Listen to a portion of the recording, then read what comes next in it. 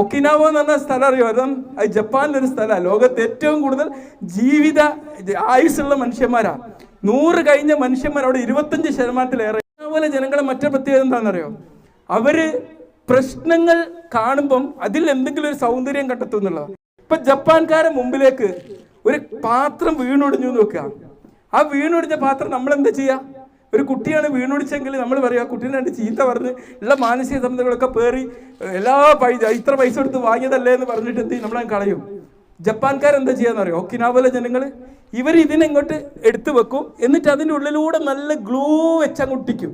എന്നിട്ട് സ്വർണ്ണ കളറിലൊക്കെ ഉള്ള ഗ്ലൂ ഒക്കെ ഒട്ടിച്ച് മനോഹരമാക്കി എടുക്കും. എന്നിട്ട് ഏറ്റവും മനോഹരമായിട്ടുള്ള ഒരു രൂപമായിട്ട് അവരേറ്റവും ജനങ്ങളൊക്കെ സ്വീകരിക്കുന്ന ഒരു സ്ഥലത്ത് കൊണ്ടാണ് വെക്കും. അതാണ് അവിടുത്തെ ഏറ്റവും സൗന്ദര്യം. ഇതുപോലെയാണ് നമ്മുടെ ജീവിതത്തിലേക്ക് എന്ത് പ്രശ്നങ്ങളും പ്രതിസന്ധികളും വരുമ്പോൾ നമ്മൾ എന്ത് ചെയ്യുക?